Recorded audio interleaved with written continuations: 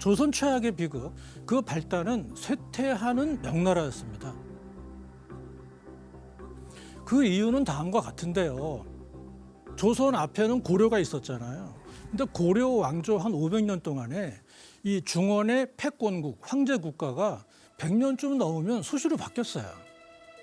한족이 세웠던 송나라, 거란족이 세운 요나라, 다음에 또 그걸 붕괴시킨 여진족이 세운 금나라, 또 그걸 또 붕괴시키고 몽골이 세운 원나라, 그걸 또 몰아내고 다시 한족이 세운 명나라, 이런 식으로 황제 국가가 수시로 바뀌는 거예요. 이럴 때 고려는 어떻게 했느냐? 굉장히 현실적인데요. 그 천자 국가가 망했네. 그럼 누가 새로운 천자 황제국이냐? 중원을 새롭게 장악한 나라가 황제국이지. 이렇게 현실 중심적으로 쉽게 이해를 한 거죠. 속된 말로 황제국 갈아타기 선수였다는 거예요. 아, 고려는 손절이 빨랐다는 거죠. 그렇죠. 손절이 빠르고 손절이 현실 적응을 잘했다. 이런 얘기죠. 자, 그런데 그 뒤를 이은 조선인데 그 조선은 상당히 달랐습니다. 조선이 등장하기 전 한 24년 전에 드디어 한족이 다시 세운 명나라가 등장해서 결국 몽골을 몰아냅니다. 이 명나라가 왜 특별하냐? 송나라가 망하고도 200여 년 만에 한족이 권토 중래해서 중원을 평정했다. 이거를 그들 말대로 하면은 중원을 깨끗하게 정화했다. 자, 근데 조선은 우리가 아다시피 유교 사회잖아요. 특히 유교의 한 계통인 주자학을 국시로 삼다시피 하면서 출발한 조선 왕조였고요. 주자학에 특별한 문명관이 있는데 이게 화이관이라고 하는 게 있어요. 한족이 세우고 유교적인 문명을 잘 발전시킨 나라를 화, 즉 중화라고 보는 거예요. 그러니까 그 나머지는 전부 다 퉁쳐서 이적, 야만, 오랑캐라고 본 거예요. 그러니까 한반도의 그 지배 엘리트들이 볼 때, 야, 정말 몇백 년 만에 한족이 다시 황제국이 됐구나. 이거는 뭔가 something special. 그러니까 조선이 명나라에 막 사대했잖아요. 네. 이게 단순히 강대국이라서 사대한 것도 물론 당연히 있지만 한족이 주도하는 유교적 중화 문명을 계승하고 있는 적통이라는 문명론 차원에서 사대를 한 거예요. 요걸 이해해야 왜 청나라한테 사대 안 했지? 설명할 수가 없어요. 이렇게 16세기가 지나가면서 유교적 질서관이 더 강해진 조선인데 명나라와 조선의 관계에 굉장히 의미 있는 변화가 발생합니다. 바로 그 전까지는 군신 관계였어요. 그러니까 국제 무대에 나가면 명나라 황제가 군주가 되고 조선의 황제는 신하 역할을 하는 것, 제후 역할을 합니다. 그런데 이 16세기 때 여기에 부자 관계라는 게 추가되죠. 동현 씨, 네. 충을 바탕으로 하는 군신 관계 당연히 유교 사회에서 엄청 중요합니다. 또 효를 바탕으로 하는 부자 관계도 엄청 중요하죠. 네. 근데 둘 사이에 굉장히 중요한 차이점이 하나 있어요. 혹시 감 잡으시겠어요? 군신은 바뀔 수 있는데 부자는 바뀔 수 없다 이런 느낌 아닐까요? 정답. 이거. 근데 이거는 진짜 너무 완벽했어요. 이거 잘 저기 맞췄어요. 두 장?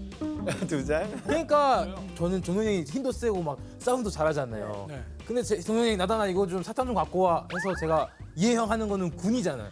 군신. 근데 더 센 놈이 나오면 바꿀 수가 있죠. 그렇죠. 그러면 이제 제가 가져오면 안 가져오죠. 안 가져오죠. 네. 근데 만약에 부자는 이 동현이 형은 저한테 아버지 같은 사람입니다. 이렇게 되면은 바뀔 수가 아버지가 없고. 힘이 약하다 해도 아버지죠. 자식은 아버지와 함께 생사를 같이 해야 하는 것이죠. 정리가 됐어요. 너무 정리가 됐어요. 오늘 특강은 다 끝난 것 같아요. 수고하셨습니다. 녹화가 원래 이렇게 짧아요? 나중에 운동하고 오면 명강이었네요. 그렇죠? 제가 한번 그 정리를 한번 해드리겠습니다. 이 군신 관계 당연히 중요한데요. 요거는 군주가 군주다워야 내가 신하로서 충성을 바친다는 조건이 붙어요. 근데 우리가 어떤 계약 관계에서 조건이 붙는다는 건 상황에 따라 바뀔 수가 있다는 거죠. 그런데 이 효에 기초한 부자 관계는 핏줄로 타고난 거기 때문에 태어난 직후부터 죽은 다음까지도 그 관계가 영원하다는 것이죠. 그러니까 고려 선배들과 달리 조선 후배들이 명총 교체, 황제국이 바뀌는 상황에서 융통성 있는 외교 노선을 펼 수 없었던 이유를 제가 굳이 설명드리지 않아도 대체로 알 수 있는 겁니다. 맞네요. 그래서 이게 바로 명나라와 조선의 관계가 바로 조선 왕조의 국시이기도 했고요. 달리 말하면 이게 바로 조선 왕조의 국가 정체성이었던 것이죠. 근데 문제는 이런 국가 정체성이 조선에게 오히려 부메랑이 돼서 돌아오는데요. 그 원인이 뭐냐? 바로 그 명나라가 급격하게 쇠퇴한다는 것이죠. 그러면 여기서 이제 우리가 레벨업 특강이니까 당시 현실에 맞게 깊이 있게 알기 위해서 한번 지도를 보면서 더 구체적으로 한번 살펴보도록 하겠습니다. 여기 지금 지도는 후금이 이제 건국해서 만주 일대를 다 장악한 다음이고요. 후금과 명 사이에 전쟁이 발발하는 상황입니다. 지금 보시다시피 조선이라는 나라 한반도가 그 딱 전선 중간에. 바로 밑에 위치해 있는 거예요. 와. 자, 근데 이제 이때 명나라 황제가 조선에 칙서를 보내서 뭐라고 요구하냐면 우리가 외란 때 너희를 도왔듯이 조선에서 군대를 보내서 우리 명나라를 도와 후금과 싸우라 이렇게 명령을 내리죠. 요 정보를 입수한 후금의 칸 무르와치가 조선에 뭐라고 서신을 보내냐 하면 너희 조선과 우리 후금은 옛날부터 원한을 진 적이 없어. 이 전쟁은 명나라와 우리와의 싸움이야. 너네는 개입하지 말아라 라고 경고성 서신을 보냅니다.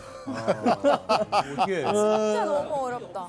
최태동 선생님, 네. 지금 이런 상황에서 광해군의 외교 정책을 교과서에서 중요하게 다루지 않습니까? 네. 뭐 이건 뭐 광해군의 외교 노선은 너무 중요하죠. 조나단? 중립외교. 맞습니다. 맞습니다. 맞습니다. 그렇죠. 중립외교 시험 문제에도 많이 나오는 겁니다. 자, 한번 논리적으로 보죠. 이런 상황에서 조선이 중립을 지키려면 뭐부터 해야 해요? 파병하면 안 되는 파병하면 안 거죠? 되는 거예요. 네. 자, 조선은 중립을 지키겠다고 파병을 하지 않을 수가 있는데 국제 무대에서 조선의 그런 선택을 뭐로 볼까요? 배신. 그렇죠. 자, 그러니까 여기서 문제가 발생하는데요. 부자 관계에서 중립이 어떻게 가능하냐? 아, 약간 아들이 컸다고 이제 아버지한테 뭐 아버지 그렇게 한 거 아니에요. 뭐 이런 느낌이죠. 옛날엔 들었을 때는 야 최고. 야 어떻게 이 중간에서 이렇게 딱 맞췄지? 근데 지금 보면 무슨 중립외교를 해 이 상황에서 이렇게 되는 것 같아요. 그래서 최근에 학계에서는 새로운 해석이 나오고 있는데요. 광해군의 중립 외교라기보다는 차라리 이중 외교를 펼친 게 아니냐 이런 말이 나옵니다. 이게 무슨 얘기냐면 전통적인 명나라와의 사대 관계를 공식적으로 부정하지 않고 계속 서신 교환합니다. 그러면서 명나라 몰래 은밀하게 후금과 우호적인 대화를 추구한 게 광해군의 외교 노선의 핵심이라는 거예요. 근데 이게 말이 이중 외교지. 이것도 저것도 할 수 없어서 입장을 취하고 있는 것도 이중 외교라고 할 수 있는 거예요? 굉장히 날카로운 질문입니다. 이걸 하나 가야 알아들어요? 됩니다. 야, 이게 멀어서 어떻게 전달 좀 아, 너무 부탁드리겠습니다. 좋아요. 아, 전달할 수 있나요? 못해요? 전할까요? 약간 중간에 배달 사고 나는 거 아니죠? 약간 뺏길 것 같은데. 네. 그러니까 뭔가 내가 이중 외교를 해야 되겠다 전략을 짜고 하는 게 아니라 그거밖에 할 수 없는 상황에 몰린 거죠. 신하들의 말을 따라가다가 후금이 침입하면 무슨 일이 발생하느냐? 내가 잡혀간다는 거죠. 이런 상황에서 어떻게 하면 내가 잡혀가지 않고 왕위를 계속 유지할 수 있을까? 굉장히 방어적으로 했다는 것이에요. 그리고 광해군은 이렇게 이중 외교처럼 하다가 마지막에는 명나라 황제의 징병 칙서를 아예 대놓고 거부하고 노골적으로 친후금 정책으로 기웁니다. 그러니까 신료들의 눈에는 광해군의 외교 노선이 어떻게 이럴 수가 있습니까? 다름 아닌 임금이란 자가 말이오. 이건 인간으로서는 할 수 없는 의의는커녕 불의이고 정의로운 것이기는커녕 사악한 것이다. 아니면 이렇게 볼 수밖에 없는 것이죠. 나와 함께 이 나라 조선을 바로 세울 것이오.